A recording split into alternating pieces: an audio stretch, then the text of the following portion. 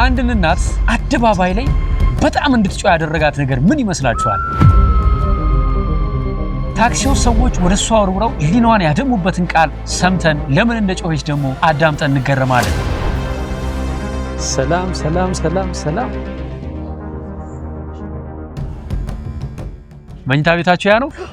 በቃ ምንጣፍ ነው እዚህ ጋር ባጥ። እኔ ይገርምሃል 600 ጋቢ በ3 ቀን ሸምኛለሁ የሚሉ ሰዎች አሉ። አንዳንድ ሰዎች ሚዲያ ላይ ግቢ እስቲ አንቺ ሁለት ሰው አይችልም? ይችላል። እንዴት ነሽ? ባለሙያ ነሽ አንቺ ወይስ ባለቤትሽ ነው ባለሙያ? ባለሙያ እሱም ላይ ደውርለታል። በዚህ ምንድነው የምታመርቱት? ቀሚስ ተመረጠው። ተመረጠው ላይ ቀሚስ ነው። ቀሚስ ነው። እንዴት ነው የሚያምረው! ይሄ ማሽን 25 ሺህ ብር ያወጣል ተብሏል። ይሄ እናንተ አይደለም? ሰውየው የሱ አለ ቀጨን የሚያውቀው ማለት ነው። እሺ። ከዛ ያው ልጁም እንዲህ እንደሆነ ስለሚያውቅ ሲቸገር አይቶት ሙያ እያለ መቸገር የለብንም ብሎ እሱ ነው እንትኑ ሙሉን ወረቱን ገዝቶ አሁን እሱ ለጉልበቱ ብቻ ነው። ከዛ አንድ ቀሚስ ላይ 350 ብር የሚያገኘው ማለት ነው። የራስ ቢሆን ስንት ይገኛል? እስከ 800 ብር ይገኛል። ይሄ ማለት ተመልካቾቻችን ምን እያለችን ነው? ይሄ ማሽን ቢገዛ የምትሰጡን አሳ ሳይሆን መረብ ነው። እኛ በመረቡ አሳ ያጠመድን እንበላለን እያለች ነው ያለችው። 46 ብር ቻሌንጅ ነው ዛሬ የምጠይቃችሁ። ለምን 46 ብር እንደጠየቅኳችሁ በኋላ ላይ እነግራችኋለሁ። ልጃችን ኢዮብ ስንት አመቱ ነው? አሁን 9 አመቱ ነው። ህመሙ የጀመረው 2 አመቱ ላይ ነው። መጀመሪያ ያው ስለማናውቀው በሽታውን ወደ ጸበል ነበር ይሄድ ነው። እሺ። ጸበል ስናስጠምቀው ከዛ በኋላ ወደ ሕክምና ሞክሪ ሲል እየተከታተልን እያለ እግሩም እጁ መጨረሻ ላይ መስራት አቆመ። በስንት አመቱ ሆኖ ነው እጁ እግሩ መስራት አቆመ? 2 አመቱ ላይ። እስከዛ ድረስ ግን ይሰራ ነበር? ልክ ነበር? ያወራል ምናምን ይሄዳል። በስነ ስርዓት ያወራ ነበር። ጤነኛ ነበር ማለት? ጤነኛ ማለት ከተወለደ በኋላ እስከ 2 አመት ጤነኛ ነበር። እንዴ ታዲያ ምን ገጠመው? አላውቅም። ምርመራዎች ኢጂ እንዲነሳ አለ። ውስጥ ደግሞ የተገብቶ ማሽን ውስጥ የሚሰራ በቃ በጣም ብዙ ያለንን ነገር በቃ እዛ ላይ አዋል ነው ማለት ነው። ቤተሰብ ምንም እያገዘን አደረግን ያንን። እሺ። ጸበልን ማላቋረጥንም እሱም ይዞት ይሄዳል፣ እኔም ይዤ እሄዳለሁ። አንዴ ዝጋራም እንደዚህ ቦታ በቃ ጸበል የተባለ ቦታ ይዘነው እንሄዳለን። የሰፈር ልጅ ነበር እዛ ቀጨኔ እያለን አዝዬው ልብስ አጥባለሁ። እሺ። ከአቡነ ሀብተ ማርያም ጸበል ልጁ ገዳም ይሄዳል። ሀና አቡነ ሀብተ ማርያም ማለት ነው። ከዛና አመጣልት ዳቤውን እምነት እጣን ሎሚ ያረጋና ገርም ሌላ ጊዜ የበረከት ነገር ሲሰጠው ሻይልም ነበር። የዛልታ ያዳቤ ሲመጣ ሻክቷል። ልጁ ቆይቶ ነው እዛ የሚመጣው። ከዛ ልክ በወሩ ቡና ምናምን እንደዘርፈ ምሳልን በላስና አባለና ብድግ ብሎ ሄደ። ድንገት ማለት ነው። አባለና ብድግ ብሎ ሄደ። ሀብተ ማርያም በተናል እኛ ልጅ በቃ እግዚአብሔርን በጣም አመሰግናለሁ። ለሱ መድኃኒት በቀን 3 ይወስዳል። ዳይፐር እኔ ባልኖርኩበት ሰዓት ነው ዳይፐር ቀይሩ።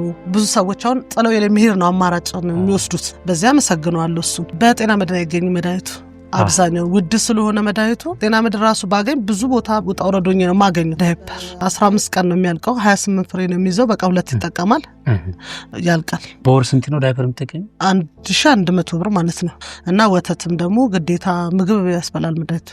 እግዚአብሔር እስከዛሬ አድርሶናል። ከዚህ በኋላ ያለውን ደግሞ እሱ ነው የሚያውቀው። በ26 የአቡነ ሀብተ ማርያምን ጸበል እምነት አብያምቶ ሰጥቶት በልቶ ከዛ በኋላ ነው ልጅ ቆሞ ሄደው ብለሻል።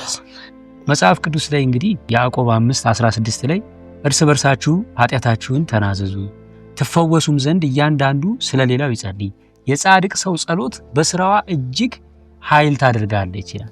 በአቡነ ሀብተ ማርያም ምልጃ በተሰጣቸው ቃል ኪዳን በሳቸው ጸሎት የልጅሽ መዳን በመጽሐፍ ቅዱስ የተጻፈ እውነት ነው። ዛሬም ደግሞ አጋጣሚ ሆኖ 26 አቡነ ሀብተ ማርያም ከህይወትሽ ጋር ያለውን ግንኙነት እኛ አናውቅም፣ ግን በዕለተ ቀኑ ዛሬ ሲያመጣ ለአንቺ አብሬሽ ነኝ አይዞሽ እያለ እያጽናናሽ ነው ብዬ አምናለሁ። እንግዲህ ምንድንባቸውን ጻድቃንና ቅዱሳን የሰጠን አምላክ የተመሰገነ። 46 ብር ቻሌንጅ ሊጀመር ነው ጋይስ። 1073 40 17 43 8 ፍሬዎት በቀለ የዘውትር ቤተሰባችን ምን አለ መሰላችሁ? እናንተ የቤት ኪራዩንና የሸማኔውን ማሽን ከገዛችሁ 50 ሺህ ብር ከሞላ እኔ የ1 አመት ዳይፐር ይሸፍናለሁ። ቻሌንጅ ነው። ሰዓዳ 1000 ብር ረመዳን ያለ እስቲ ለመርቃችሁ አሜን በሉ። በሽታ እናንተን ሲያይ ይቅርታ ተሳስቼ ነው ብሎ ይለፋችሁ። አሜን። ብር እንዳረም ኪሳችሁ ይብቀል። አሜን። አካውንታችሁ ላይ ያለው ብር ሲደመር ካልኩሌተሩ እኔ አልችለውም ይበል። አሜን። እሺ ሄዋን 100 ብር አስገብታለች። እግዚአብሔር ይስጥልን። ፍሬዎት የልብስ ማጠብ ስራ ትሰሪ ነበር አይደል? በወር እስከ ስንት ታገኝ ነበር? 1400 ይገኛል። ሲካፈል 1400 እንደው ለ30 46 ብር ነው የሚሆነው። ልብስ በማጠብ ወገቧ ጎብጦ እጇ ተላልጦ በቀን 46 ብር ገቢ ታገኛለች ማለት ነው። ይህንን የቀን ገቢዋን ነው ዛሬ እየሰጣችኋት ያላችሁት። እግዚአብሔር ይባርካችሁ። ባንቹ ቅድም 150 ብር ያስገባችሁ የሆስፒታል ጽዳት ሰራተኛ ነኝ ግን ስራን ስለምወደው ነው ብላለች። አንተ ቆማ ጀብጀብ። እሺ ታክሲ ውስጥ ምን ገጥሞሽ ነው በጣም የጮሹ?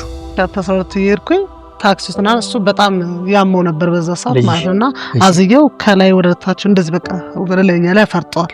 ገባውና ከዛም ከኋላ ሁለት ሰዎች ተቀምጠዋልና በቃ የሚያወሩት ነገር በአስረባው ነው አርቦት ነው እንደሚጮ እንዴት ሰው እንደዚህ ጮሃል ምናምን በቃ የማይሉትን ማለት ዝምልክ ላይ ራሱ የማይባል ነገሮችን ይላሉ።